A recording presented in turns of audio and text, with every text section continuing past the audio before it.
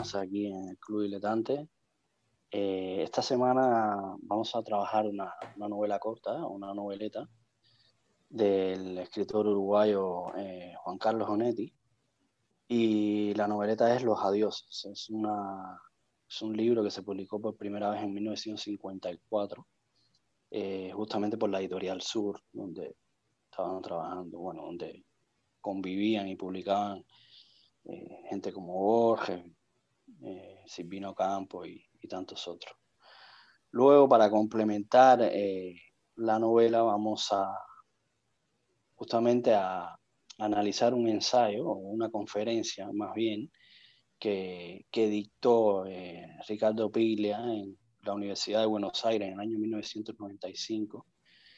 Es un ensayo sobre las distintas noveletas y sobre el género de novel o de novela corta en Onetti, y que luego se publicó en un libro que se titula Teoría de la prosa, ¿no? Entonces, este libro se publicó ya en el año 2019, y la conferencia en particular se llama Los Adioses, el espacio incierto de la ficción. Y Piglia la dictó en el 18 de septiembre de 1995.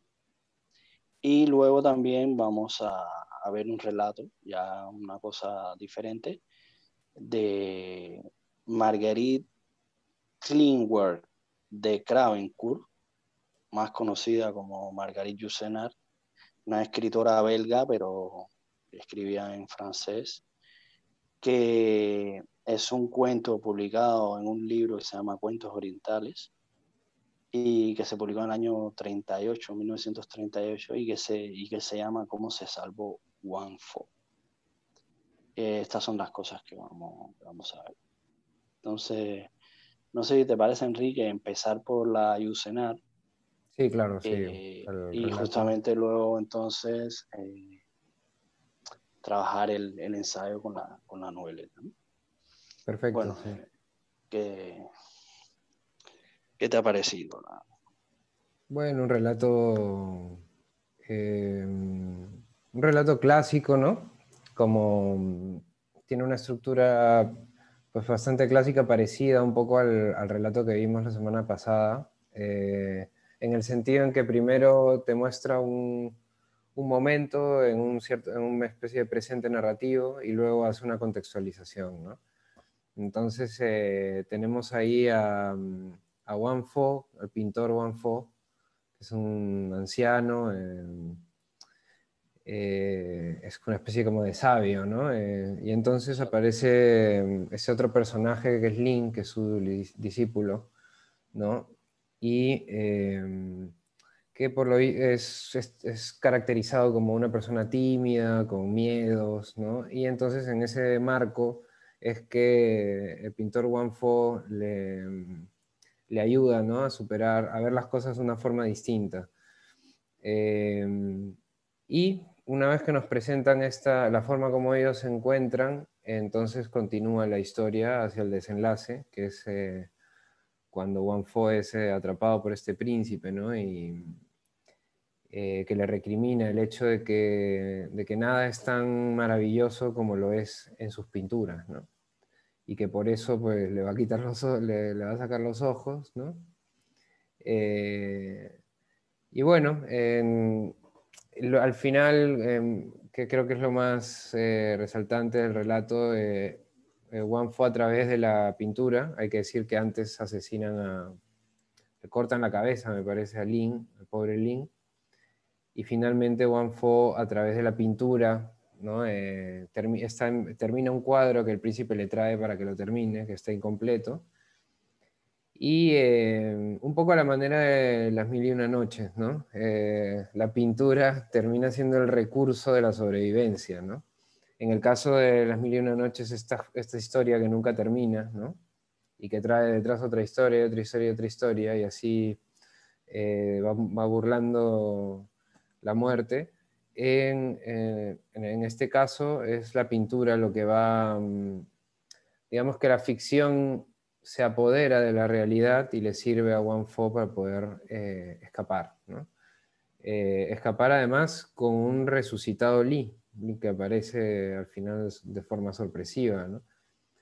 Y bueno, eso digamos, sinópticamente hablando, y luego lo otro es que el relato, pues, es un relato muy particular, porque Yourcenar rescata, ¿no? Un poco de esta, una especie de mitología, ¿no? De leyendas orientales, ¿no? Y le da pues una serie de toques, ¿no? Las figuras y las metáforas, así como las comparaciones del relato son bellísimas, ¿no?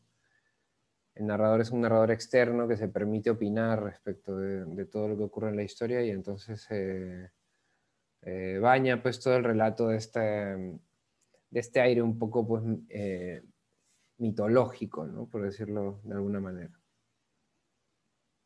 No, bueno, hay muchas cosas que decir de la Ayucenari, de estos relatos, de este relato y del libro en particular.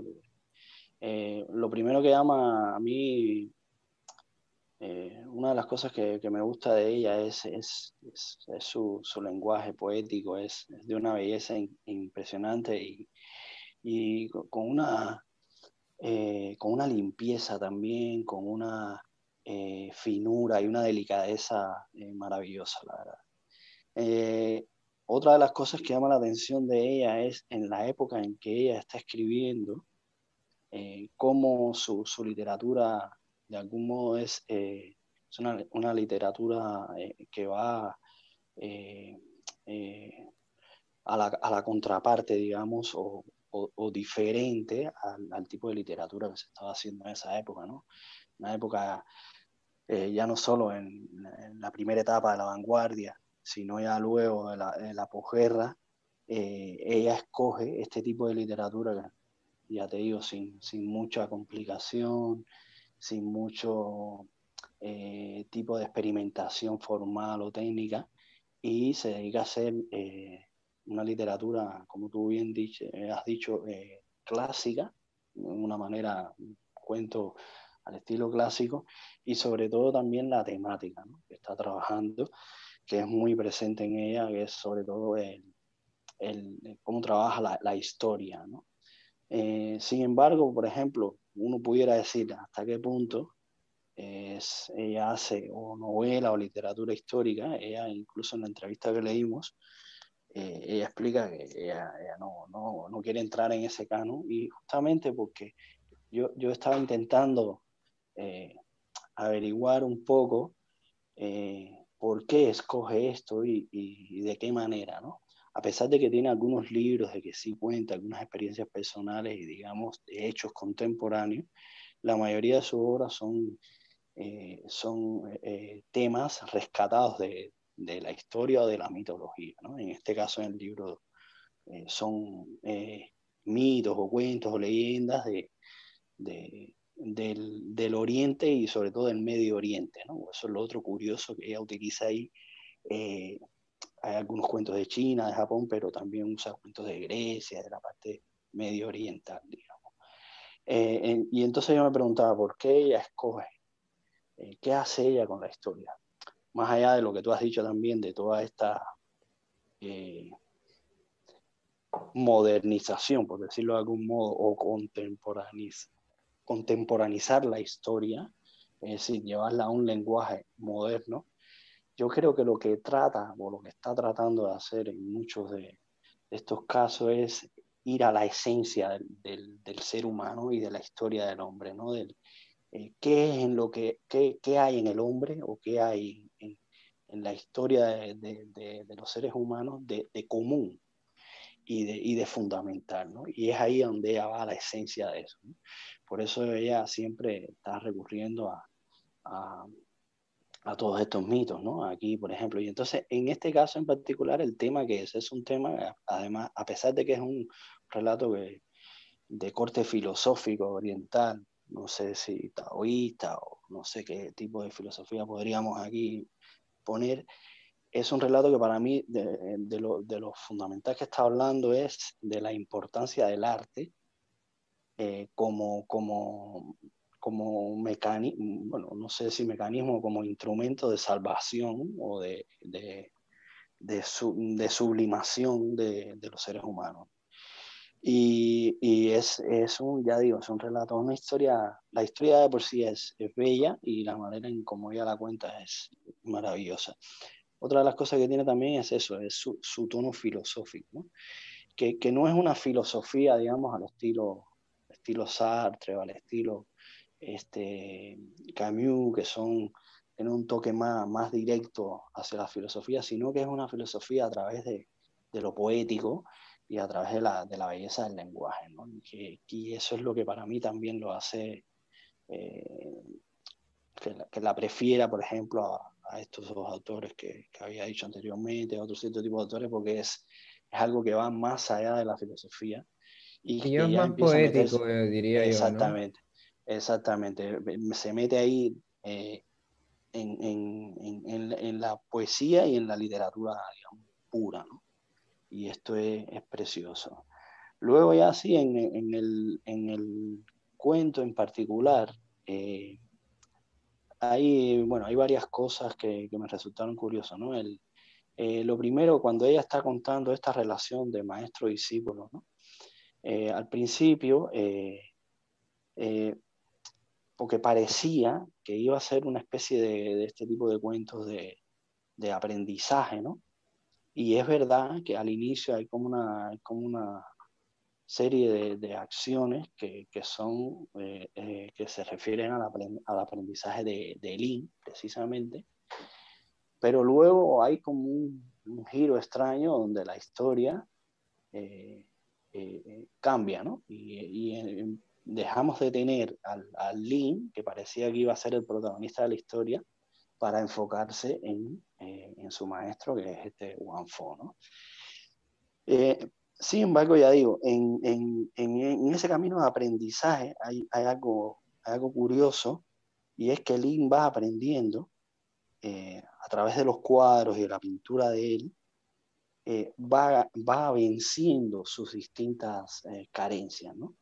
Al punto de que llega a morir su prometida, y queda un poco como que es una pintura, una de la pintura para Wang Fo es como su manera de enseñar, ¿no? Por eso la pintura y la vida también está vinculada, ¿no? Y de algún modo, aunque no está explícito, a mí me dio la idea de que la historia de Lin, de algún modo, ya la había dibujado, la había pintado Wang Fo como una historia de aprendizaje, ¿no? Y esto uno no lo sabe hasta que llega al final, ¿no? Porque al final es cuando te das cuenta de que lo que Wang Fo hace es dibujar la realidad como él, como él, como él quiere concebirla, ¿no? Y es Ujú. su mecanismo de salvación, este arte que él está dibujando, ¿no? Y, y ya digo, y también hay como una especie de alusión ahí sutil o oculta al hecho de que, eh, porque cuando el rey le dice todas las cosas, cómo ha sido su arte, de algún modo tú dices, el rey lo ve así y él lo ha dibujado así justamente para que el rey crea, porque el rey cae en su propia trampa, ¿no? El Ujú. rey que le dice, mira, yo quiero que tú termines este cuadro, ¿no? De algún modo, él ha pintado ese cuadro de esa manera justamente para que no lo puedan, entre comillas, pillar, ¿no? Para tener un modo de escapar. Justamente esa falta de cierre del cuadro que el rey le manda a pintar es la que le ayuda a él a salir de la A trampa, ¿no? escapar, ¿no? Exactamente. Y luego hay también una cosa muy curiosa, cómo te presentan a este emperador. Fíjate, yo voy a leer una parte aquí donde dice, cuando ya ellos entran, te dice, era una sala desprovista de paredes, sostenida por unas macizas columnas de piedra azul. Florecía un jardín al otro lado de los fustes de mármol, y cada una de las flores que encerraban sus bosquecillos pertenecía a una exótica especie traída de allende los mares, pero ninguna de ellas tenía perfume, por temor a que la meditación del dragón celeste se viera turbada por los buenos olores. Dragón celeste, que es este emperador, ¿no? Por respeto al silencio en que bañaban sus pensamientos, ningún pájaro había sido admitido en el interior del recinto, y hasta se había expulsado de allí a las abejas. Un alto muro separaba el jardín del resto del mundo, con el fin de que el viento, que pasa sobre los perros reventados y los cadáveres de los campos de batalla, no pudiera permitirse ni rozar siquiera la manga del emperador. Otra cosa curiosa, que era lo que decía, es, a mí, al principio, la manera en que te están presentando este emperador, incluso hay un momento en que ella describe por todas las fases que va pasando o que hacen pasar a Wang Fo, con todos los significados y los símbolos que hay de cómo está hecho el palacio. Es como si te estuvieran presentando a un dios o a una persona excepcional, y que tú estás entrando a ese reino de la divinidad y de un ser realmente superior, ¿no? Sí. Y entonces, cuando tú estás entrando ahí, de pronto te sorprende de que él está siendo llevado ante el rey, y él le pregunta justamente: ¿por qué usted me tiene aquí y por qué me estás condenando? Y ahí es cuando tú entonces empiezas a cuestionar hasta qué punto ese rey es realmente todo lo que lo ha rodeado, y todo lo que aparentemente tiene que ser, ¿no? Sí, Y más al allá. final te das cuenta que el verdadero Dios y el verdadero supremo y el verdadero ser Es es Wang Fo. justamente Wang Fo, ¿entiendes? Mm. Que eso es ahí donde lleva todo, ¿no? Sí, bueno, Entonces, bueno, fíjate que esto es más... al principio del relato, en esa contextualización que hace el narrador, eh, Wang Fo lo que quiere es pintar a un príncipe, ¿no? Y luego una princesa. O sea, en realidad Wang Fo tenía como la idea de que lo inalcanzable, lo que no podía alcanzar a pintar, era justamente un príncipe, ¿no? Y entonces al final, cuando lo llevan frente al príncipe, el príncipe termina siendo algo que está por debajo de ese príncipe que él quería pintar, ¿no? De su concepto, de su idea de lo que era un príncipe, ¿no? Entonces también ahí se genera como una contraposición, ¿no? Un desencantamiento, por decirlo de alguna manera, y finalmente el triunfo, ¿no? Del arte por encima de la realidad, ¿no? Que se refuerza aún más cuando el príncipe le dice, ¿no? Y le increpa que por culpa de sus cuadros las cosas de la realidad y de la naturaleza eh, no tienen la fuerza, ¿no? No son tan maravillosas como las cosas que están en sus cuadros, ¿no? Yo creo que sí, es un relato interesante también porque a mí me ha dado la sensación de que por debajo del relato eh, hay una idea occidental, ¿no? Es un relato ambientado en un mundo oriental, digamos, teñido de un lenguaje que nos parece, porque tampoco es que nosotros hayamos leído para comparar relatos Sí, eso yo te iba a decir, a mí no me dio tiempo de encontrar, Sería me interesante. gustaría leer la historia original, a ver cómo ella la... Claro, me da la sensación de que un poco como es Rapound, ¿no? O sea, es esta forma de este tipo de escritor que encuentra en otra época y y con otras estrategias narrativas, encuentran mejores formas de exponer su enfoque, que no deja de ser un enfoque occidental, ¿no? En este sentido, pues es una idea bastante, digamos, repetida, el hecho de que el arte al final es la salvación, ¿no? O sea, que el arte siempre está por encima de Sí, todo lo demás, ¿no?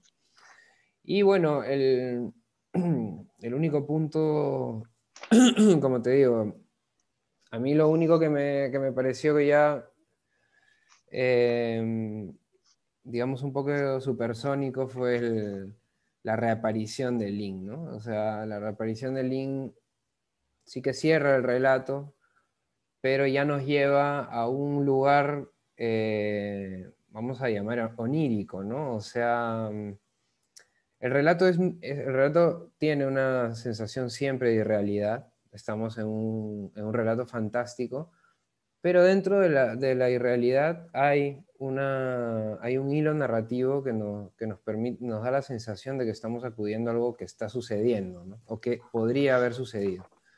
Sin embargo, es en el final, cuando él ya entra en el cuadro, ¿no? Y es interesante porque, de alguna manera, desde la realidad de la ficción, se va a una ficción aún más poderosa, ¿no?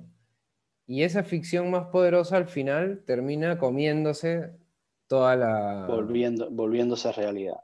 Sí, hay un juego ahí, ¿no? Porque en el fondo, pues, hay un momento muy bonito cuando los soldados están empinándose para no ahogarse en el agua, ¿no? De lo que está pintando Sí. Juan Fon, ¿no? Es esa imagen muy poética, ¿no? Es un No, y relato... es justamente lo que decía, que de algún modo, aunque no está explícito ahí, el relato, cuando llegas al final, hace como una especie de relectura del relato y ya lo ves de otra manera Mm. y puedes pensar incluso de que ya es una historia que había sido de algún modo pintada, ¿no? Por eso te digo que Sí, sí, sí. al final él llega hasta ahí y él lo que está haciendo es dando por terminada su historia, ¿no? Sí, Y me recordó un poco también a la Aleph, ¿no? También, porque hay momentos en que es autorreferencial, ¿no? Es decir, en medio de esa realidad se ve, luego dice que se ve el cuadro que estaba pintando sobre la sí, seda o sobre el lienzo, no sé qué dice, ¿no? Es decir, como en el Aleph que veía el propio Aleph, ¿no? Entonces, un poco que es eso, ¿no? Es la absoluta ficción que está sí. eh, cubriendo la realidad y que se está apoderando de ella y es el triunfo de la ficción sobre la realidad. Sí, es Y un... muy lindo, relato muy lindo, la verdad. A mí me gustó mucho, quiero seguir leyendo, yo no había leído los cuentos de ella. Eh, y por lo visto hay otras cosas ahí muy interesantes, otras historias y quiero seguirlo leyendo. Y ya te digo, a mí sobre todo de ella me encanta bueno, es un lenguaje precioso, ¿no? Es un lirismo ahí y ya digo, sin mucha parafernalia, sin muchas palabras rebuscadas, sin embargo, con una cultura impresionante, ¿no? Sí, la sencillez La que del... tiene ella, ¿no? Sí. Y entonces, no, muy bien, ya digo, muy bien en este aspecto y no sé si hay algo más o si quieres leer o un trozo, o decir algo más del relato. No, para mí, bueno, a mí también me ha gustado el relato. Es cierto que bueno, pertenece a un estilo de ficción que es una ficción especulativa, ¿no? En el campo de lo que es Borges y otros escritores que, digamos, que entran al relato con un tema, ¿no? Tienen unos temas fuertes que quieren siempre seguir practicando y sobre todo a nivel de la estructura del relato, ¿no? Al final son como relatos, como trucos, ¿no? Un poco como que esta vez con los adioses y este relato, en cierta forma estamos asistiendo a una literatura más de reto narrativo, ¿no? En el sentido de que quieren darle la vuelta a la ficción de alguna manera y es interesante también en ese sentido, ¿no? Sí, no, lo que tú decías también, a mí una de las cosas que me sorprendió fue lo rápido que hizo la transición desde el momento en que todavía no se sabe que lo que Wang Fo pinta se vuelve real al momento de la realidad, ¿no? Al momento en que está, el tránsito es nada, en un párrafo, yo no sé si ahora lo tengo aquí, sí, mira, justamente aquí le están trayendo ya el lienzo, dice, Juan Fue eligió uno de los pinceles que le presentaba un esclavo y se puso a extender sobre el mar inacabado amplias pinceladas de azul. Un eunuco en cuclillas a sus pies leía los colores. Hacía esta tarea bastante mal, y más que nunca Juan Fo echó de menos a su discípulo Li. Y aquí ya en este párrafo ya viene la transición. Dice, Juan empezó por teñir de rosa la punta del ala de una nube posada en una montaña. Hasta ahora no hay invasión todavía, ¿no? De la ficción. Dice, luego añadió a la superficie del mar unas pequeñas arrugas que no hacían sino acentuar la impresión de su serenidad. El pavimento de jade se iba poniendo singularmente húmedo. Fíjate, ahí ya. Ahí Pero Wang empieza poco Fo, a poco. absorto en su pintura, no advertía que estaba trabajando sentado en el agua. Y ahí ya, Ya está en y el de agua. pronto dice, la frágil embarcación, agrandada por las pinceladas del pintor, ocupaba ahora todo el primer plano del rollo de seda. El ruido acompasado de los remos se elevó de repente en la distancia, rápido y ágil, como un batir de alas. El ruido se fue acercando, llenó suavemente toda la sala y luego cesó. Unas gotas temblaban inmóviles, suspendidas de los remos del barquero. Hacía mucho tiempo que el hierro al rojo vivo destinado a quemar los ojos de Juan se había apagado en el brasero del verdugo. Con el agua hasta los hombros, los cortesanos inmovilizados por la etiqueta se alzaban sobre la punta de los pies. Y ahí ya están Claro, ya todos ya estás ahí ahí dentro. inundados. Y ya te digo, tú casi sin darte cuenta, ella te ha introducido este elemento totalmente onírico y fantástico en la realidad y de un modo Sí, magistral, muy sutil. es cierto que lo va haciendo durante todo el relato, te va durmiendo, que es este término que lo utiliza Piglia, ¿no? Y que me parece no, no creo que no es Piglia, sino que es en la introducción de los adioses, como esta técnica para darte la vuelta utilizaba el término de adormeciendo, ¿no? Como Exacto. Onetti te va adormeciendo y bueno, y Cuando luego al explica final te da la vuelta. el En narrador de este, Fauna, que era como un borracho, claro, algo así que como que te eso, emborracha, ¿no? Y te adormece, ¿no? sí, claro. En el caso de lo de Faulkner es un poco distinto porque es como que te llama la atención ese narrador porque te está contando una cosa que si bien no tiene que ver con la historia, parece importante, ¿no? Pero en este caso más bien es que te genera una especie de ambiente soporífero en el caso de Onetti, y en este caso más encantado, ¿no? De pronto todo tiene un color, un matiz que parece realmente que estuvieses en una situación de deslumbramiento, encantamiento, y entonces en ese encantamiento te va metiendo dentro de la ficción y te da la vuelta, ¿no? De una forma. Hay otros relatos, por ejemplo, Cortázar lo hace, me parece, en La Noche Boca Arriba, que son más violentos, ¿no? Que utilizan mucho más el ritmo narrativo para darte, o la circunstancia, ¿no? Que la celeridad de la circunstancia es la estrategia para esconder ese giro que te van a hacer, ¿no? Ese truco de magia que en este caso pues entra muy bien, No, ¿no? y el Por caso que vimos de Walter Mitty también, que era Walter Mitty. directamente, Ves que también directamente en ambientes ya iba con, en ambientes urbanos, utilizan el ambiente urbano muchas veces para hacer este giro más violento que te descoloca, ¿no? Y en cambio, es típico también, como en este caso Yourcenar, que utilicen la mitología o para hacerlo esto más tranquilo, ¿no? Y darte también, no moraleja, pero sí generar una especie de reflexión, ¿no? Poética, que en el otro caso no existe, sino que en el otro caso es el lector el que tiene que completar la historia porque queda completamente descolocado, ¿no? Y ese efecto es, estéticamente también es muy atractivo, ¿no? Pero es interesante ver cómo utilizan de diferentes maneras y ahora vamos a ver otra, que es Claro. No, pero la eso del que falso dices narrador, ¿no?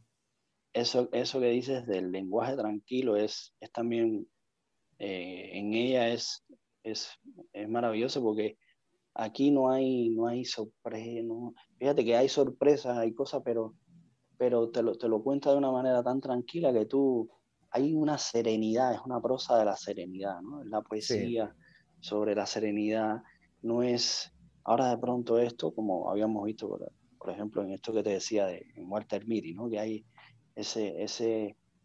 esa vuelta brusca a la realidad o esa ida exacto. también abrupta, ¿no?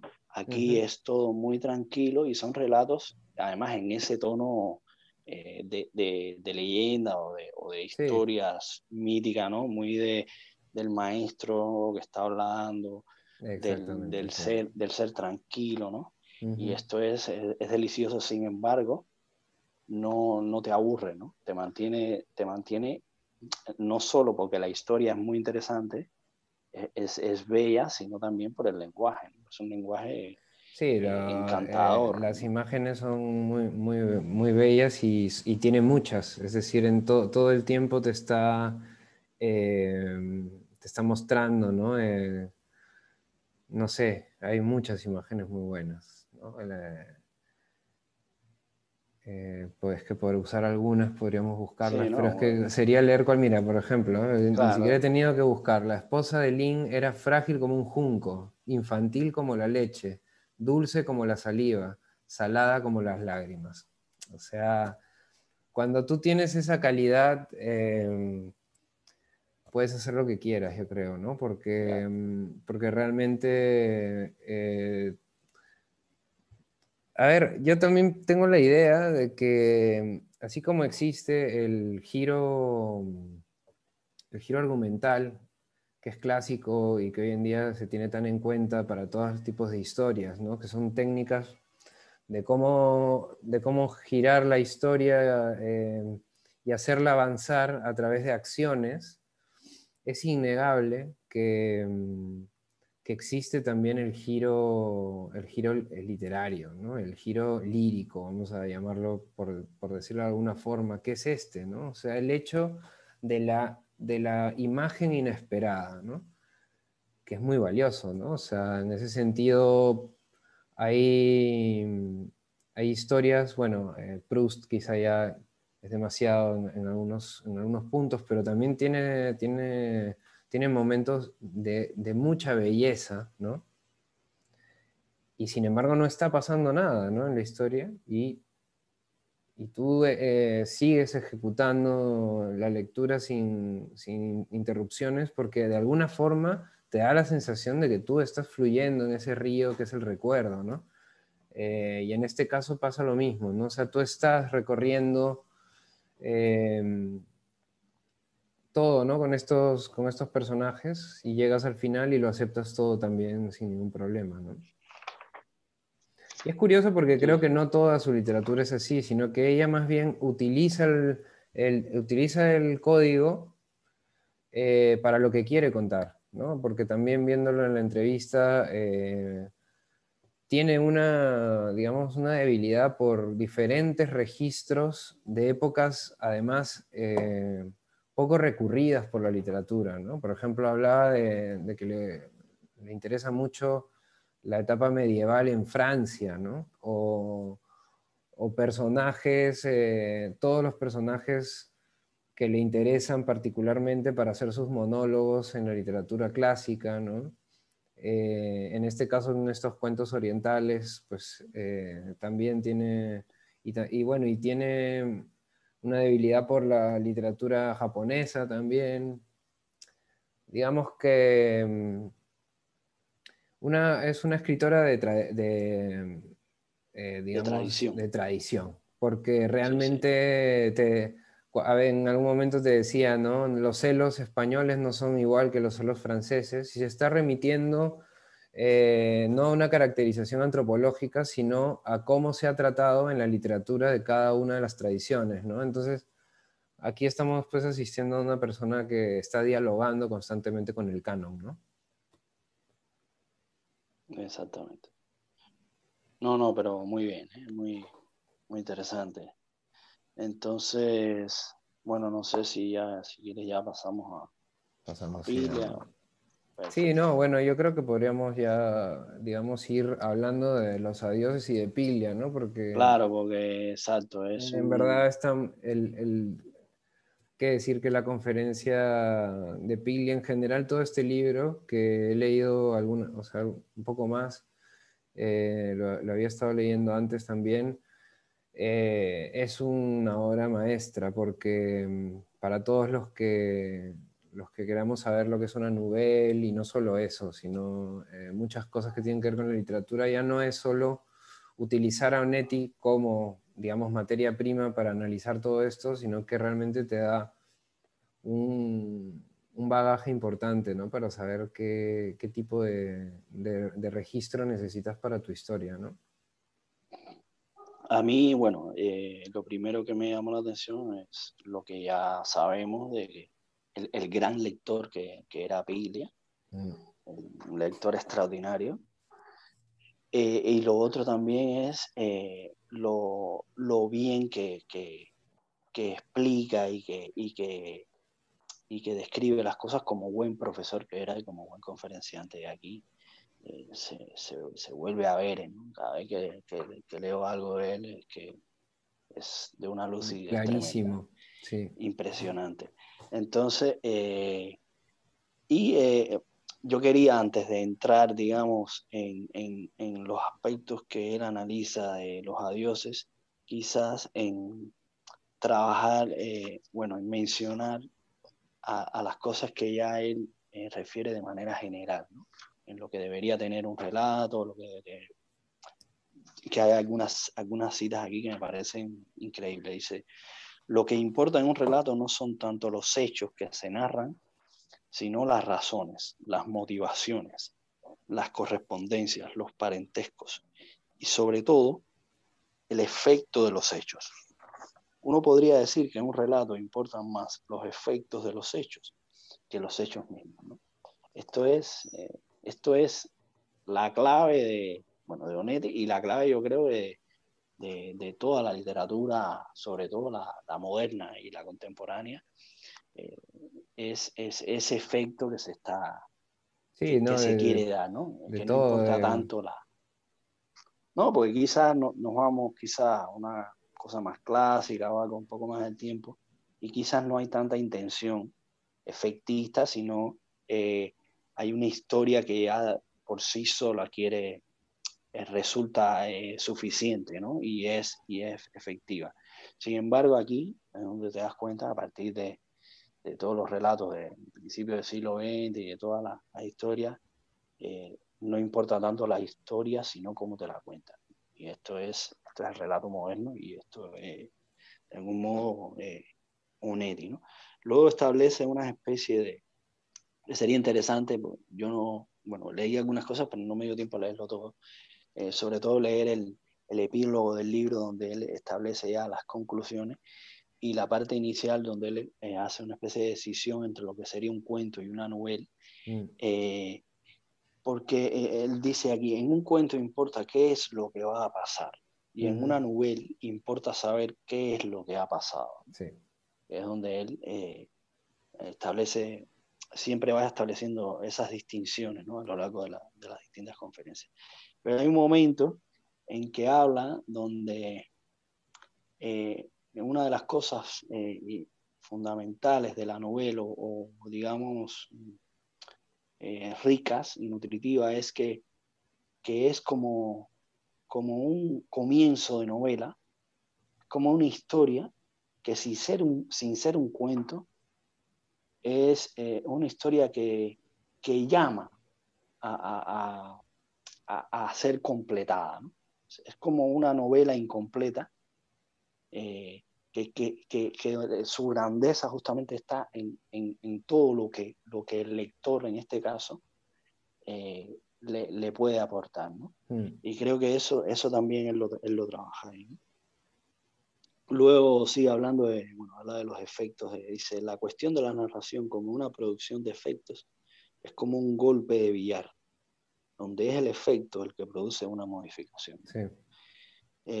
Dice, el género, en este caso de novela o de noveleta, suele construir el foco narrativo sobre la base de un vacío, de un secreto, que ata una red de acontecimientos en ese mundo, en ese nudo, perdón, que no se abre. ¿No? Él luego habla de bueno, Henry James y de todo lo que... Sí, bueno, y Henry James esta idea la saca de Deleuze, exacto, ¿no? Que habla del secreto en la nouvelle, ¿no? La importancia del secreto. Es interesante porque es el nudo de la historia sin que sea necesariamente una condición que ese secreto se devele, ¿no? Es interesante porque eso nos diferencia un poco de la novela policial, ¿no? La novela policial tiene ese secreto y es un punto, digamos, neurálgico de la novela policíaca, pero el secreto se tiene que saber, ¿no? En cambio, la novela da esa posibilidad de que la historia gire en torno de ese secreto, pero que al final el secreto no se sepa, ¿no? Sino que solo se intuya o se dé por hecho, ¿no? Lo que tiene que ver con esto que dices que implica una participación mayor, ¿no? del lector.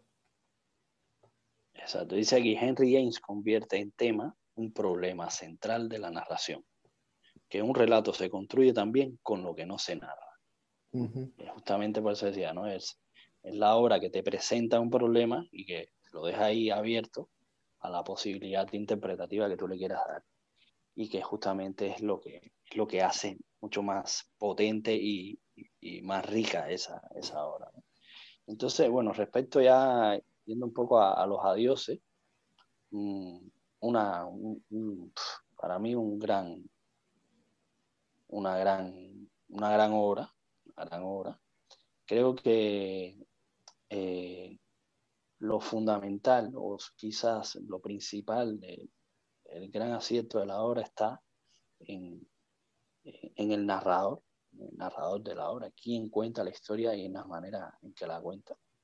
Es el recurso fundamental que usa Onetti para, para crear los efectos que quiere crear, ¿no? Justamente esta historia secreta de la que estamos hablando, cómo lo consigue, ¿no? Eso por un lado, y por otro, lo que vendría a ser donde Onetti para mí se distingue de su gran maestro, diríamos, uno de sus grandes maestros, que sería Faulkner, porque, bueno, contamos brevemente el argumento. La historia la narra un dueño de un almacén, y va de un hombre que llega a una ciudad de pueblo, a un pueblo bueno, ahí Pile dice que es cerca de Corrientes, ahora no recuerdo qué pueblo es. Córdoba. Exacto, Córdoba. El pueblo de las 7 letras. El pueblo de las 7 letras, exacto. Que este hombre llega ahí, donde ahí es, bueno, el pueblo sobre todo es famoso porque tiene un sanatorio, que en la novela nunca se dice que es un sanatorio de tuberculosos, pero bueno, uno lo deduce. Y lo deduce sobre todo por las cosas que va diciendo el narrador de sí mismo, ¿no? Bueno, él Una de las dice, cosas ¿no? que dice es que tiene, bueno, que estuvo enfermo de tuberculosis, ¿no? Y que le quitaron un pulmón. Bueno, dice que tiene un exacto, que tiene un pulmón. trozo de pulmón, exacto, que Sí, ¿no? tiene 3/4 que va con 3/4 de pulmón, creo que dice, ¿no? Sí, una cosa así. Pero bueno, el Que caso es todo, que este hombre, que digamos que es un tema también todo esto, ¿no? De la forma exacto, como él narra, porque es una narración profundamente ambigua, ¿no? exacto. Entonces, este hombre que llega ahí, en teoría llega a curarse, pero resulta que nunca quiere entrar al sanatorio y de pronto un buen día recibe la visita de una mujer, eh, se va con ella al hotel y tal, y luego, como al cabo del tiempo, recibe la visita de otra mujer, una mujer más joven, y durante todo ese tiempo él siempre iba ahí a recibir unas cartas, ¿no? Unas cartas con letra de mujer, que se distinguen claramente, que son dos mujeres las que le están escribiendo a él. Una escribe a mano y otra escribe a máquina. Y luego entonces todo lo que se desarrolla alrededor de la vida de este hombre que da muy pocos datos sobre sí mismo, ¿no? Y sobre su propia vida, ¿no? Y ahí es donde lo que decía, lo importante, que es el narrador que él escoge y la manera en que él te va contando la historia, ¿no? Desde el comienzo ya, la historia trata casi como que de personajes sin rostro, ¿no? Es muy curioso porque él siempre está habla de las manos, habla de la valija, habla de las esquinas, de los perfiles, pero son gente que están desdibujadas y son gente que no tienen rostro, ¿no? Sí, Luego sí, luego va ganando es un una poco. narración fragmentada constantemente, ¿no? Todo es Exacto, fragmentos. Fragmentos de exacto. información, fragmentos de descripción, fragmentos de prácticamente de todo. Sí, Entonces, ¿qué sucede? Que nos va llevando, a ver, en mi caso particular, si uno está acostumbrado a ese tipo de lectura, muchas veces tú lo ves venir, ¿no? Aunque tú estés con él, tú sabes que ahí hay algo que no está bien, ¿no? Que te están tratando de llevar por un camino para, para engañarte o para conducirte hacia donde quiere. Y claro, uno entra en el juego, pero tú sabes que ahí hay algo que no está bien, ¿no? Y una de las cosas que mientras yo iba leyendo la novela, me llamaba la atención, ¿no? Porque había momentos donde este narrador, es un hombre, que esa es una de las características, eso Piglia lo menciona, pero es este narrador eh, un poco inverosímil, ¿no? Piglia dice Piglia, a menudo en Onetti y en Faulkner hay una escisión entre el acto de narrar y la historia narrada. sí. Es decir, el que narra empieza a trabajar con un tono que no tiene que ver con el relato que está desarrollando, que no siempre funciona en relación a la necesidad que tiene esa historia de ser narrada de una manera precisa. Sí, Claro, en este caso es muy difícil, porque fíjate que eso es otra de las cosas que me gusta de Onetti. No es este típico escritor del boom que te usa localismo, que te usa un lenguaje, es un lenguaje complejo, pero es un lenguaje, digamos, ahí no hay criollismo, ni hay actos de habla del pueblo, porque podría usarlo, porque se trata de un personaje que está en ese pueblo. Y lo otro que llama la atención es como un tío que lo que se dedica es a cuidar un almacén y que debe tener de algún modo poca cultura, narre y pueda narrar de ese modo, ¿no? Y entonces una de las cosas que dice Biblia es esto, ¿no? Que es por una necesidad técnica de que el narrador que necesita es ese, y acaba casi que siendo el propio autor el que está narrando ahí por él, ¿no? Y, y luego lo otro curioso, que es lo que a mí también me llamó la atención y que le permite a él establecer esa tensión, es quién es este personaje, ¿no? Porque este hombre que está cuidando este almacén tiene como el don o la capacidad de, con solo ver a los enfermos, a las personas que van por ahí, ya él saber en qué va a acabar su vida, ¿no? Es como una especie de mago, de místico, donde yo sé que este hombre no va a acabar bien o yo sé que este se va a curar, y siempre está ese juego con uno de los que va ahí, que es el enfermero, y con el propio personaje, en ese juego de que si se va a cumplir lo que yo he dicho, o tú vas a acabar, digamos, llevando la historia por el camino que yo no tenía previsto, ¿no? Hay como esa tensión y ese duelo. Y entonces, en ese sentido, muchas veces salva a todas las situaciones que describe. Y lo otro es que hay un momento en que ese narrador eh, narra las cosas como las ve, como se las cuenta, pero ya es como se las imagina. Pero hay un momento en que empieza a describir cómo estaría ese hombre, ahora mismo estará mirando. Claro, él no ha podido ver nada de esto, pero te lo describe, ¿no? Mm. Y ahí es donde ya tú estás metido completamente en la manera de ver el mundo que tiene este hombre, ¿no? Y entonces, por eso te digo que ahí está la clave, quizás, de la historia en este narrador que he escogido. Bueno, tengo más cosas que decir, pero mejor que hables tú y vas diciendo tú otras cosas que después me gustaría. Y sobre todo, cuando lleguemos ya después un poco al final, me gustaría decir dónde es que para mí se separa de Faulkner, ¿no? Porque ¿qué hubiera hecho Faulkner para mí con esa historia que no hizo Nettie, que es lo que también le da ese toque diferencial, ¿no? Para mí. Mm. Entonces, pero bueno, no sé, habla tú un poco y... Sí, bueno, a mí me parece... A ver, es una historia que me ha costado leer, digamos, en el sentido de que no encontraba una motivación más allá de esta... eh,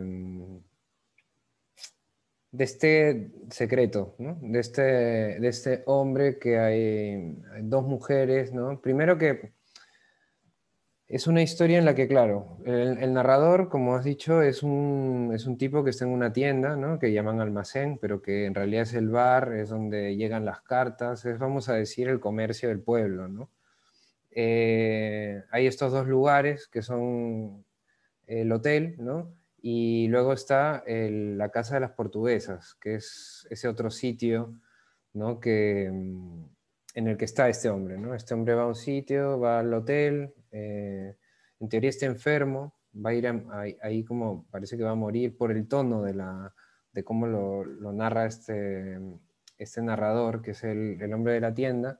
Y claro, en ese sentido es interesante cómo te identificas rápidamente con este hombre, porque esto es algo muy típico, ¿no? Lo de estar trabajando en una tienda, o sobre todo en un pueblo donde no pasa prácticamente nada diferente, y de pronto aparece una persona desconocida, que es muy alta, que se dice que ha sido alguien, ¿no? Y trastoca la normalidad del pueblo, ¿no? Entonces, sí que me he sentido identificado en el punto de la curiosidad por saber quién es este tipo, y luego por la aparición de estas dos mujeres, ¿no? Entonces ahí cuadra muy bien Onetti el prejuicio de la gente, ¿no? Porque realmente pues todo el mundo cree que la mujer mayor es su mujer y la mujer menor, que va a ser, vamos a decir, el núcleo de toda esta cuestión, es su amante, ¿no? Entonces ahí todo el mundo va diciendo cosas, ¿no? Y este hombre va recibiendo las cartas, se las va dando, va recibiendo las cartas que este hombre viene a recoger, etcétera. Entonces, a partir de ahí, ya mi motivación para leer el relato era más cómo le va a dar la vuelta, eh, cómo va a hacer esto que ya he visto hacer a otros, ¿no? Sobre todo, como tú bien dices, a Follner, pero en este caso particular, a mí más que Follner, me ha parecido, de hecho he releído una parte de Vuelta de Tuerca, otra Vuelta de Tuerca de Henry James. Me parece un relato donde muy influenciado por Henry James, ¿no? En parte, ¿por qué? Porque utiliza un narrador que no es follneriano. Al menos desde mi apreciación, no es follneriano porque Follner sí utiliza personajes que tienen una tara o que tienen una forma de hablar de un cierto lugar lleno de eufemismos y de cosas que nosotros no podemos entender, pero que nos es atractivo, ¿no? Y yo creo que ahí está lo que dice Piglia, de crear una voz que te llame la atención, pero que de alguna manera te distraiga de lo que en teoría es la historia principal, ¿no? Que es algo muy follneriano. Ahora bien, Sí, lo que... a nivel de lenguaje realmente no es foneriano, no No, es tan foneriano, me parece mucho sino más más, para mí es jamesiano. más a nivel de construcción, exacto, a nivel de construcción de la historia, a nivel de cómo te quiero presentar una historia, cómo te la enfoco, ¿no? Esa nebulosa que crea Faulkner es la que de algún modo él también quiere crear aquí, lo que de otra manera. Pero sí, es verdad que digamos, en Sí, este yo caso se acercaría más a lo de James. lo encuentro más parecido por el hecho de, por ejemplo, cómo empieza esa historia, ¿no? En esa historia están todos frente al fuego, ¿no? Y alguien va a contar una historia de alguien y el otro dice que tiene otra historia mejor, pero que para contarla va a traer una carta y leyendo la carta se va a saber realmente qué es y entonces cuando se lee la carta te sigues perdiendo y no sabes. Y además dentro de la carta también hay misterios que la que escribe no cuenta y entonces te va enervando de alguna manera al tiempo en que te va tirando a saber y siempre con la sensación de que te están engañando, ¿no? De que en algún momento te van a dar una vuelta por algún lado y tú no lo vas a ver, ¿no? Entonces, bueno, en este caso, pues lo que yo quería resaltar es la importancia en la novela, cuando se trabaja el secreto, de distanciar al narrador, ¿no? El narrador tiene que estar distanciado de la historia central, eso es fundamental. Digamos que el narrador tiene que ser un testigo. En un caso puede ser un testigo, en otro caso puede ser un narrador casi no narrador, vamos a decir un indirecto libre, como por ejemplo utiliza Flaubert o bueno, Vargas Llosa, para hablar más contemporáneamente, ¿no? Pero es un narrador que al ser o indirecto, si usa la tercera persona, o un narrador ambiguo, si utilizas la primera persona, lo que te genera es que hay cosas que ves y hay cosas que no sabes exactamente si has visto o no, y no sabes quién las ha dicho, ¿no? Entonces creo que crear esa red de ambigüedad es fundamental en un relato como es, de este tipo, ¿no? En donde el narrador no tiene toda la información. ¿Y qué pasa? Que en este caso, utilizando la primera persona, tenemos lo que ve el narrador y lo que interpreta el narrador que ha pasado en esas sombras que él no ve, ¿no?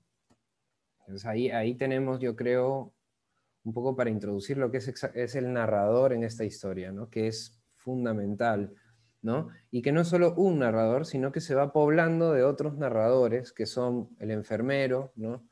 La mucama también, y luego ya otras personas que también ya no son personajes particularmente, pero hay como una voz pueblerina que va juzgando a este hombre que por lo visto está pues cometiendo un adulterio, ¿no? Y ya para, digamos, lo que a mí me parece el truco, digamos, la trampa del relato, que creo que es un punto importante. Hay que decir que esta es la segunda novela de Onetti después del Pozo. No, estamos hablando de un escritor que está poniendo ya en evidencia todo lo que va a seguir haciendo, pero que está empezando, ¿no? Con esto. Y entonces hay esa trampa que son estas cartas guardadas, ¿no? Es decir, como él recibe las cartas, al final él se esconde unas, ¿no? Lo que queda en el aire es un poco por qué las lee al final, ¿no? Justo cuando, justo cuando el personaje principal pues decide suicidarse, ¿no?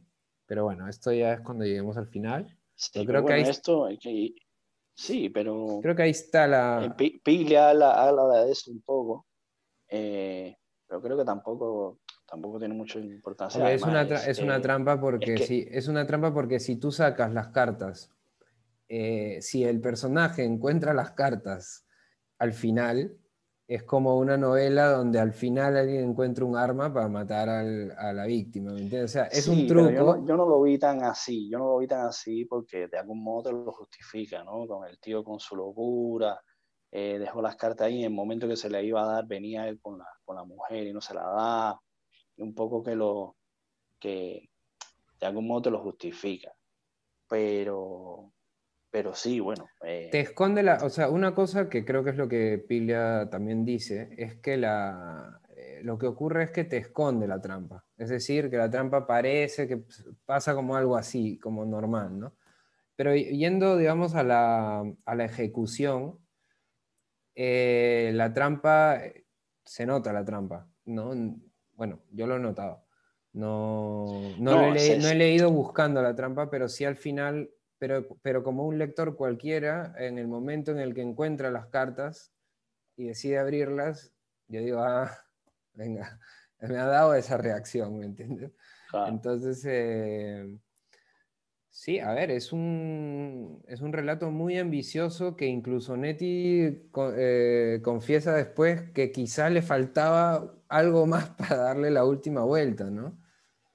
Eh, Sí, de- pero ni siquiera tiene que ver digamos, con lo revelado. Cuando a la media vuelta que él se refiere es lo no revelado. claro, lo no eh, revelado. que eso es lo Bueno, lo que otro, tiene que ver, que hay. yo creo que está en la casa eso, ¿no? Esa casa al final, que es lo Exacto, que dice Piglia, ¿no? Esa sí, casa donde, ese chalet donde este hombre que estaba en el hotel, que es un sanatorio, en teoría era un hombre que estaba enfermo y no, y bueno, se iba a quedar en el hotel, al final él alquila esta otra casa. Y hay que decir que en esta otra casa también vivían pues estas tres mujeres, con una más, una cuarta, eh, y entonces todas murieron, ¿no? Por lo visto, según dice Piglia, pero esto ya es una cuestión que no está en el relato, es algo que cada uno puede decir. Hay una exactamente. relación entre alguna de estas mujeres y este hombre, ¿no? Y quizá en torno a esa información es que Onetti diría que faltaba una Exacto, vuelta más, ¿no? Pero para lo que exacto. tenemos en el relato, eh, No, es que incluso por eso yo te decía que en este aspecto, si Fauner hubiera escrito esa historia, yo creo que ni siquiera te hubiera revelado las cartas. Yo creo que Fauner no hubiera usado el truco de las cartas. Te hubiera dejado con la nebulosa total. Para mí, te hubiera dejado la historia, o como digo, Fauner, le puedo decir otros autores, que lo que justamente te lo dejan ahí, en esa nebulosa y en ese ambiente donde tú no puedes precisar exactamente. Tú sabes las cosas que pasan por este narrador, pero tú al final no puedes saber la verdad. En cambio, donde para mí Onetti se distingue es dándote esta supuesta verdad. Porque para mí, mientras yo iba leyendo la historia, te decía que como he leído otras historias parecidas, yo sé que me están llevando por aquí, pero sé que esto no es así, que aquí hay algo. Y por ejemplo, una de las eh, interpretaciones o suposiciones que iba haciendo durante la historia, para mí se trataba eh, de un vientre de alquiler. Eh, Porque fíjate que hay un momento donde él describe al niño, esta mujer que viene con el niño, dice, no se parecía en nada a ella. Luego te presenta a la joven, cuando ya ellos están todos comiendo juntos, acariciando al niño. mm, Y yo por un momento dije, esta es una mujer, su mujer, que no puede tener hijos, han, le han pagado a esta chica para que tenga ese hijo, esta es el hijo de esta chica, pero lo han criado ellos, y de algún modo ahora vienen a despedirse. Todo esto también después se contradecía un poco con el hecho de que esa mujer había heredado un dinero, ¿no? Y iba a estar ahí con él. Pero en algún momento incluso yo dije, esto no es lo que me están contando. Yo sabía que no era lo que me estaban contando. Ahora, ¿qué es? Ahí está la cosa, ¿no? Y yo creo que Onetti se da el lujo de decírtelo. Él te dice, esto es tal. Porque también está la teoría de que las cartas pudieran estar diciendo mentiras, pero bueno, ya eso sería suponer demasiado. Sería forzar demasiado, ¿no? De que esa mujer esté sí, escribiendo ahí es algo que que no. Pero, yo creo que el relato es o sea, el sentido del relato, más allá de que al final te revele este hecho, que además te revela el hecho, pero el hecho tampoco te dice nada de... A ver, ahí donde lo está, interesante, exactamente. a ver, lo interesante de este relato es que tú buscas algo, primero que no tiene ningún sentido para nada, ni para nadie, ni siquiera para ti como lector. Em, Te pasas el relato buscándolo, buscando algo que no sabes qué es, que probablemente si encuentras no va a resolver nada porque no hay nada que resolver, y, y al final te da un dato que por lo visto es el dato que te va a solucionar la historia, pero no te Pero que soluciona nada tampoco, saberlo, porque exactamente. si es su hija o no, si estuvieron allí, si hizo un incesto, si no lo hizo, si era la madre de no sé quién, si era el amante, si era... Es que al final realmente, ¿qué importa, no? Porque además el tipo se suicida, ¿no? Entonces, ni siquiera es que al final esa información nos podría haber servido o al almacenero o a nosotros o al enfermero o a la mucama le hubiera servido de algo. No le va a servir de nada porque el hombre además se suicida. Entonces, lo interesante del relato, para mí, es que a través de esta ambigüedad, de este sonsacarte la información, de bailar y todo, te va convirtiendo a ti en un chismoso de pueblo, ¿no? Entonces, Exacto. Onetti lo que hace es convertirte a ti en uno más del pueblo, en un tipo que está ahí pensando, mal pensando, porque lo que estás buscando es algo mal Sí, pensado, sí, ¿no? sí. Y al final lo que te terminas quedando es con la sensación con la que te quedas en general cuando te metes en la rosca de un chisme, ¿no? Que es, ¿para qué me he metido aquí si ni me importa? ¿No? Entonces, eso me parece, a mí personalmente, lo que hace para mí este relato un relato que vale la pena, ¿no? El hecho Sí, de cómo de te conseguir eso. convierte en alguien dentro de la historia. Terminas formando parte de esos clientes del almacén y piensas quién será esta chica y si no sé qué y si no sé cuántos. Y al final te da una carta que dice una cosa, como tú bien dices, que claro, dices, ah, era la hija, vale, pero ¿y? ¿Qué- cuál es el qué de que fuera su hija al final, ¿no? Y dices, es que ni Sí, para sí, sí, es que sentirte, no. ni para sentirte tonto, o sea, realmente es que no te da ni Exacto. para eso, y es como que dices, wow, ¿no? O sea, Sí, la he sí, hecho toda sí. la vuelta, ¿no? Sí, sí, sí. Y en ese No, no, y sentido tiene bien, un bien, bien. impacto social muy importante como Claro. historia, Sí. porque te habla de algo que es muy, Sí es. muy A mí me recordó, nuestro, por ¿no? ejemplo, La ventana indiscreta, ¿no? La película de Hitchcock, ¿no? Ujú. Todo este eh, tío que está viendo ahí todo lo que va sucediendo en el piso de enfrente y luego que es un asesinato y todo, es toda esa, me recordó un poco ese, ¿no? Ese Ujú. narrador Sí, que no sí. está seguro de lo que está pasando, sino que él se lo está inventando todo. Entonces, y que al final tú puedes llegar a creer, porque eso es lo otro también curioso, en que puede también tener algo de razón ese narrador, ¿no? Puede haber algo también de realidad en las propuestas que él ha hecho, ¿no? No, Porque y sí, además tú hay una sabes que es cosa, una hija, tú sabes sí, que es una hija, pero tú sigues dudando del tío. Pues dices, ah, bueno, no era una mujer, pero era la hija, pero eso es- no quita que haya podido estar con ella, ¿no? Es decir, no, tú no, estás ahí, tú vas más, ahí, o sea, más chungo lo quieres ver, ¿me entiendes? O sea, si exacto. te da la cuestión de que no era un pervertido, pero tú le quieres seguir, vas más allá. Ahora, lo que me parece también muy interesante es cómo ese narrador ha jugado con nosotros también completamente. ¿Por qué? Ah, Porque cuando empieza la historia, él ya sabe cómo la va a contar. Él ya sabe cómo la va a contar. No la está contando en presente, está contando en pasado. Es decir, él ya sabe todo lo que pasó. Y nos lo cuenta así, ¿no? O sea, nos esconde una cierta información eh, que, sí, bueno, como nos escondió el truco de las cartas también, ¿no? claro, nos Justamente nos esconde está el truco llevando de la ahí, carta. porque lo que le interesa es esto que tú has dicho, ¿no? Crear ese Exacto. efecto, que es en definitiva, para mí, la intención final de la novela, ¿no? Reflejar ese entorno de pueblo que curiosamente, cuando hablamos de esto, de rescatar el boom y que vimos a Inés Arredondo, dijimos, bueno, rescatar un poco el boom de la ciudad, ¿no? Como vendría a ser Onetti, en este caso no es un relato de ciudad. Vimos una novela de campo, aunque sí está ese contraste indirectamente también ahí presente, ¿no? Porque tú puedes Sí. llegar a pensar, bueno, es que en la ciudad eso ocurre así, las relaciones entre los tríos y todo eso se ve con otra naturalidad, ¿no?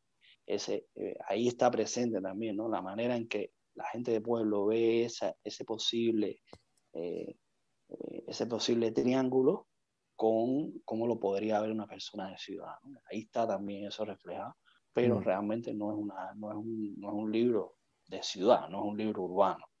¿no? Es un libro de pueblo y de gente eh, que piensa como se piensa en los pueblos, ¿no? Que todo el mundo se conoce, todo el Sí, mundo sabe de todo el mundo, todo el mundo habla de todo el mundo, y es como ese...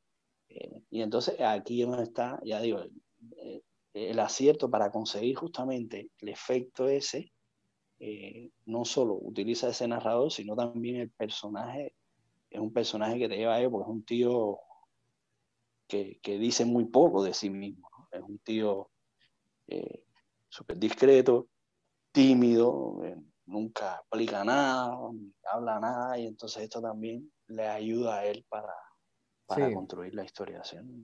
Es un poco el... eh, no quiero decir que sea una historia eh, que no haya tenido un fundamento, es decir, no quiero decir que es un libro que se haya escrito a partir de una historia determinada, eh, pero hay algunos elementos que tú ves que están ahí puestos para, como que pertenecen a la historia, pero es para llevar el libro hacia donde él quiere, ¿no? Es como una historia construida. Él quiere llegar a un punto y va a utilizar los personajes que le van a venir, eh, los personajes más adecuados para ello, aunque ese personaje en un origen haya sido diferente, ¿no? Él está como buscando, tratando claro. de armar una Mm. historia a partir de un objetivo eh, que se quiere trazar con la El, novela, ¿no? sí, el objetivo de no contar algo, ¿no? O sea, ese es Exacto. el fundamental objetivo de la novela de los adioses, vamos a decir, porque del narrador de los adioses, del almacenero, ¿no? Porque él empieza además la novela negando, ¿no? O sea, él lo primero que te dice es no debería haber visto, no, si no hubiera visto. El punto es que él ya empieza desde la suposición de o sea, negando lo que ha sucedido, ¿no? Entonces sabemos que la historia va a ir sobre eso que pasó a partir de lo que él te está poniendo en la primera frase de la novela, ¿no? O sea, es una forma muy clara de que te va a contar algo y te lo va a contar a su manera y manejando la información, ¿no?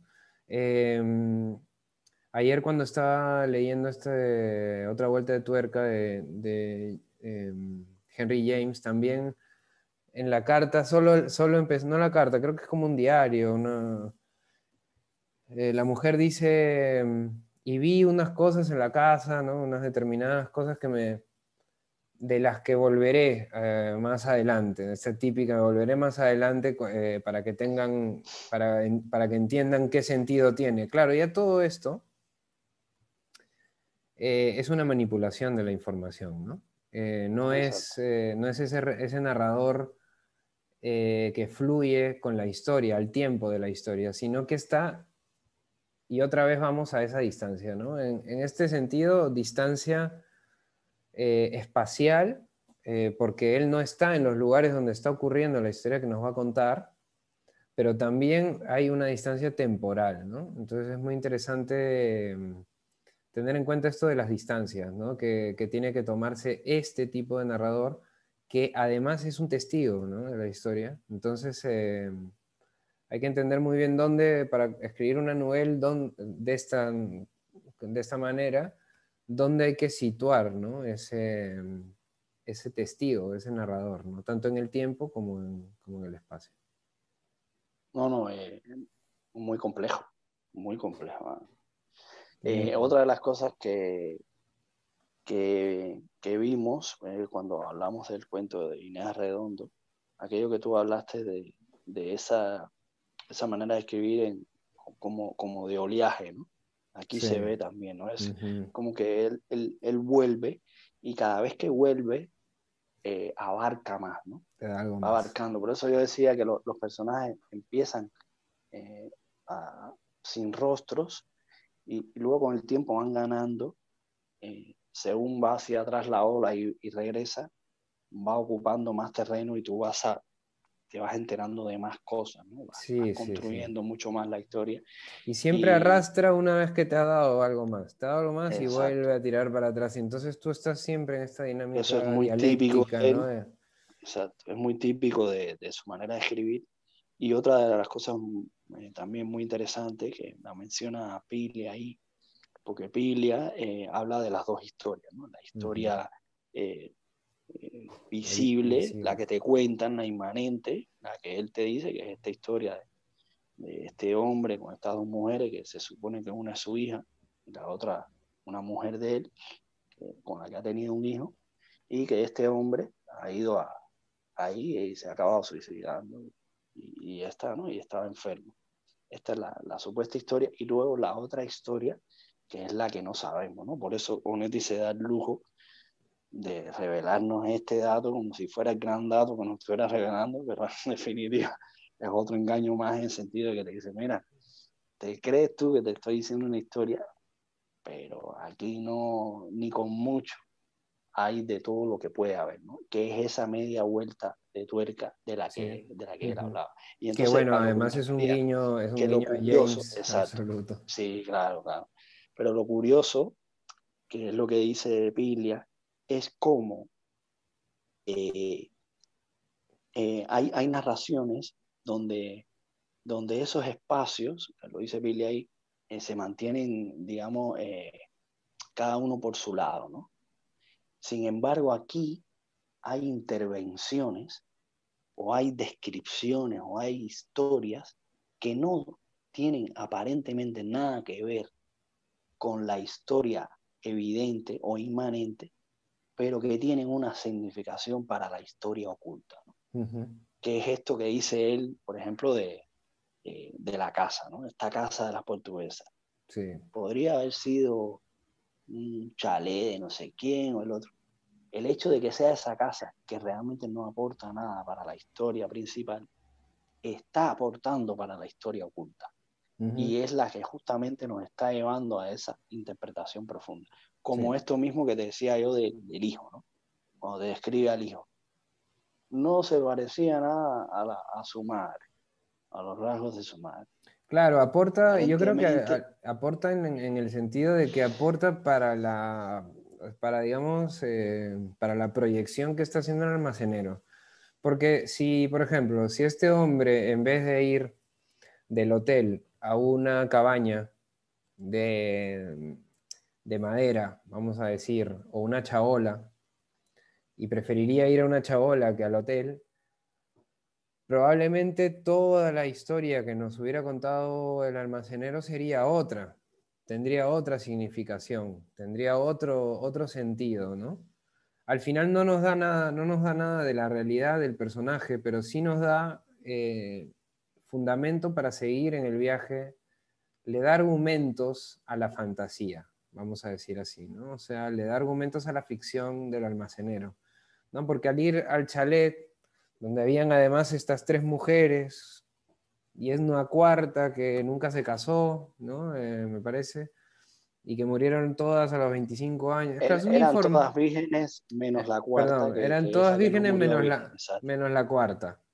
Con lo cual ahí exacto. Piglia dice que esa cuarta debería ser la mujer Puede ser la madre, clave, ¿no? exacto, puede ser la madre de esta Sí, hija, ¿no? pero en ese sentido creo que son informaciones simbólicas y que alcanzan una importancia en la simbología que está creando el almacenero, ¿no? Pero no tienen ninguna importancia, o al menos no nos sirven a nosotros de nada para, más allá de seguir No, para la creando, historia primera no, pero para ¿no? la segunda sí. Claro, la Para la segunda, segunda ahí es justamente a eso, ¿no? A lo que se está refiriendo, que justamente es el trabajar con elementos que aparentemente no tienen ninguna importancia en la historia, pero que están teniendo mucha exactamente. importancia en la subhistoria, ¿no? O en lo que Ujú. hay detrás de todo esto, que es lo que nunca logramos saber a ciencia cierta qué cosa es, ¿no? No sabemos qué pasó ahí. Incluso podemos decir que ni el propio Neti quizás lo sabía. Otra de las cosas curiosas que quizás mmm, tiene que ver o no tiene, es que la novela él se la dedica a Idea Vilariño. Idea Vilariño era una poetisa uruguaya que tuvo un affair o se enamoraron con Onetti, y al final Onetti no se va con otra mujer y se casa con otra mujer, y esa historia se mantiene ahí como una historia de amor, de un enamoramiento. Incluso ella al final, cuando ya Onetti estaba en los últimos días de su vida, lo visita a Onetti.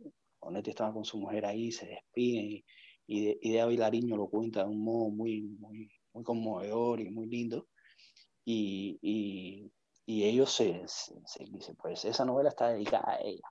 De algún modo también ahí ese triángulo, ese posible triángulo que tuvo Neti, también está de algún modo reflejado. Por eso te digo que eso también podría ser Sí, una no, media de tuerca, una media vuelta de tuerca bueno, que puede hay otro trabajar. factor muy interesante después de leer El Pozo y esta otra que también he leído, que ahora mismo no me acuerdo el nombre, no sé qué, de la Yo el desgracia. Pozo no lo he leído, Bueno, pero quiero decirlo. yo he seguido hasta este capítulo, las que Sí, él va recomendando, las he ido leyendo, que son dos novelas, un relato y ahora esta Adioses, Los Adioses.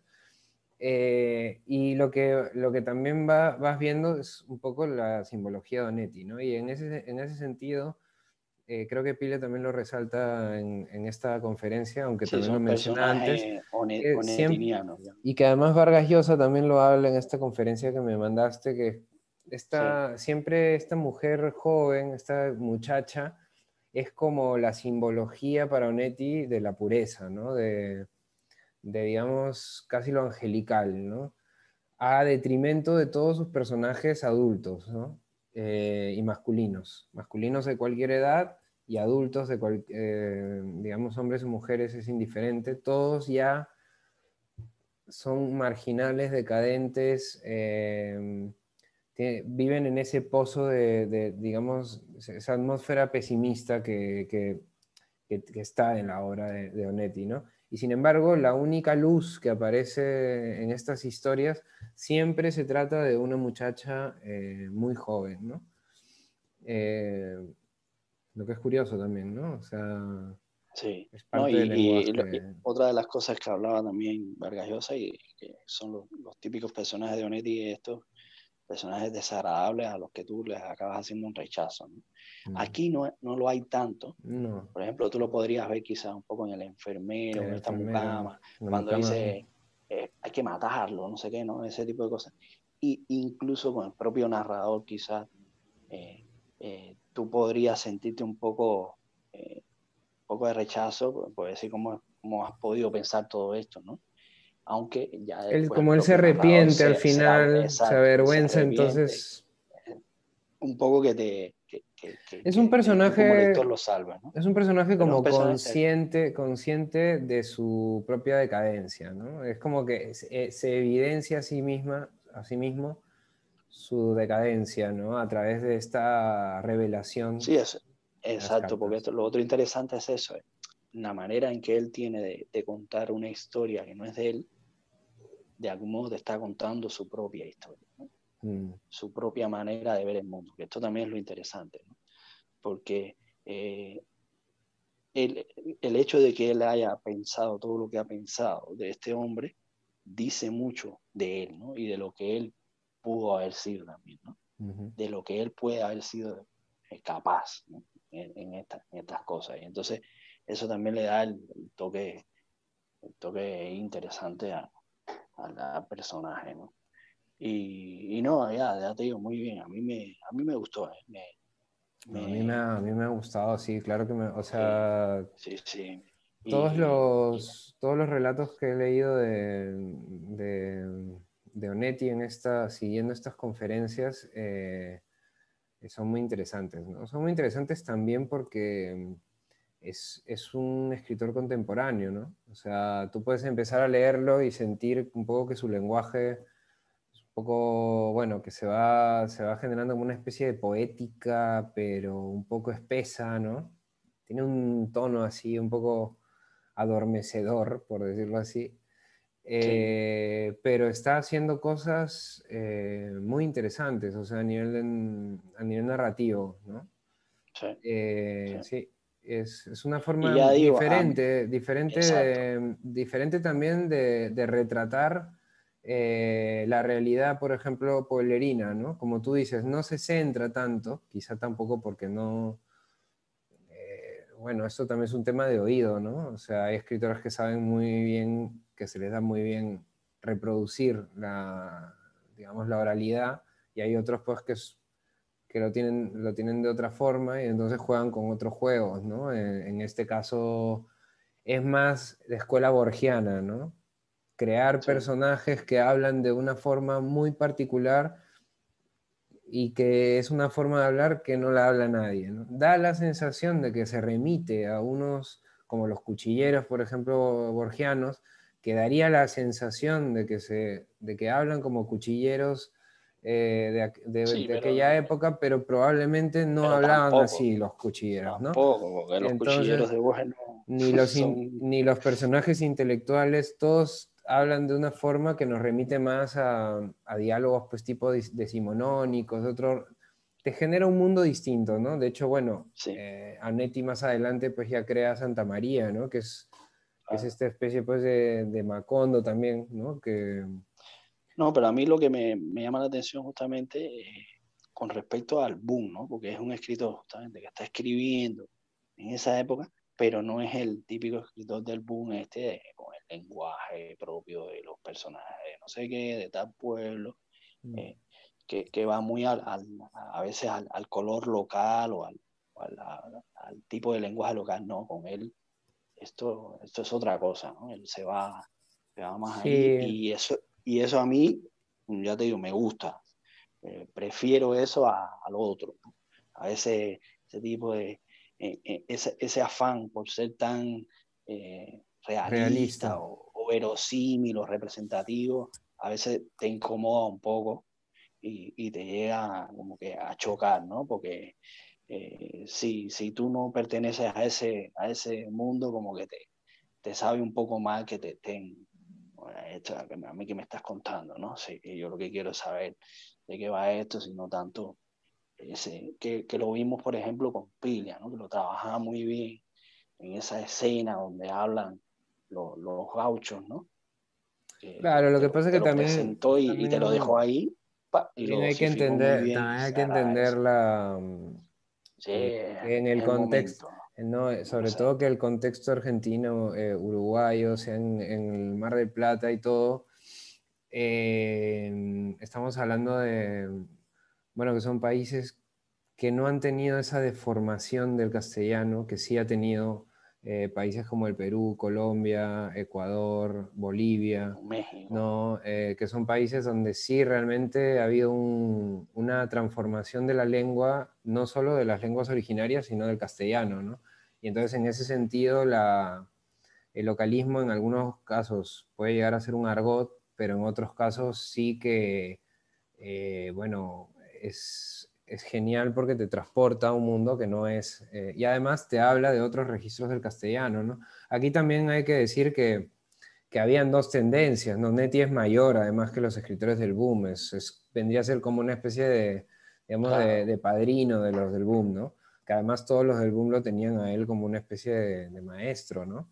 Eh, pero va más por la escuela purista, tanto cuando lo sí, escuchas hablar, o sea, él habla de la caballerosidad, del buen trato a las mujeres, cosas que son pues típicas de, bueno, que a mí me remiten mucho a Borges, ¿no? O sea, sí, como personajes, me parecen personajes pues de como aristocracia, digamos de una aristocracia, ¿no? Herederos de una aristocracia decadente, ¿no?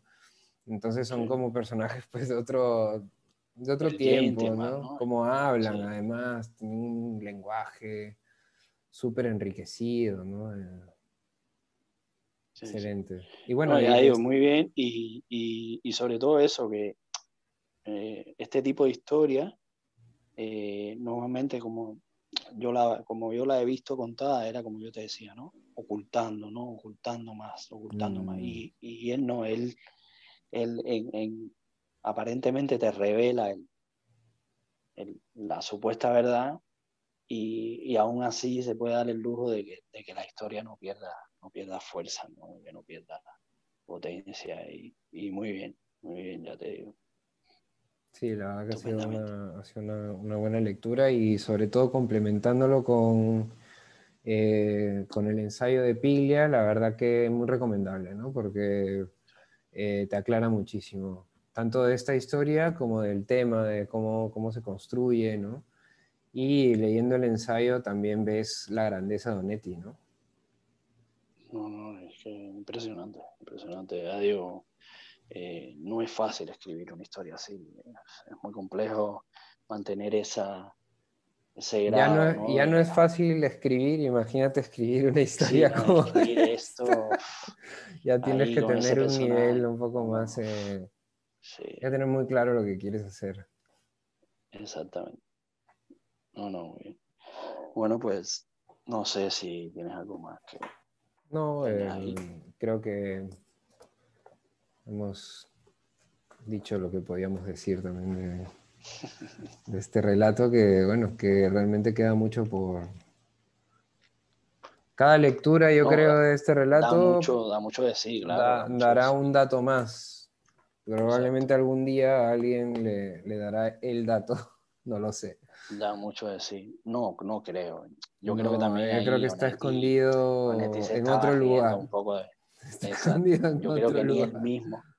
ni él mismo, ni él mismo sabe la historia eh, real, ¿no? Porque ya te Mm, digo, mm, a veces, lo que te digo, quizás puede haber existido, porque de hecho él lo ha explicado en la entrevista, algunas historias que han servido de motivación, pero, pero el trabajo que ha hecho sobre la historia es tanto que ha, casi que la historia original o la fuente se pierde, ¿no? sí, Y sí, sí, entonces en sí. este caso yo creo que es eso, ¿no? Es una historia que diría que casi que la fuente no sé si exista, ¿no? Que sea una historia completamente inventada para, para trabajar un tipo de, de, de texto narrativo que es el que quiere hacer, ¿no? Y que Ujú. es lo que está intentando hacer. Entonces,